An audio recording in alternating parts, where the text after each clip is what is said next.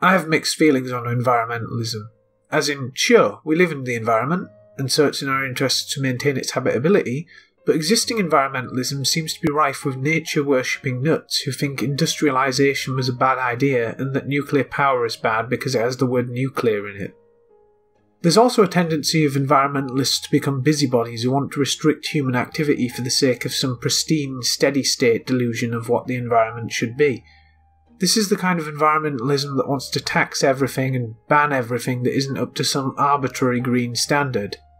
If there's a form of environmentalism that's salvageable, it lies in subsidising newer technology and allowing us to live with the consequences of climate change, which is kind of a done deal at this point.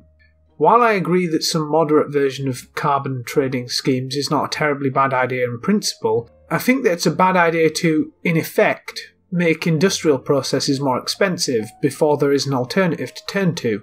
In theory, limiting emissions incentivises green tech, but that takes time, and in the meanwhile, if you raise the cost of production, you're raising the price of goods. Are the stakes really so high that we must burden the average person like that?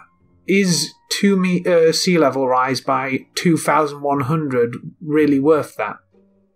It seems to me that it's better to simply use more of the existing tax revenue on R&D for solar and on funding nuclear fusion through budgetary reapportioning, so we can work our way towards a real alternative to fossil fuels at a faster rate. While I don't usually consider myself an environmentalist, if the regulatory restrictive environmentalism is compared to the subsidising technological environmentalism, then I'm an environmentalist insofar as I advocate the latter.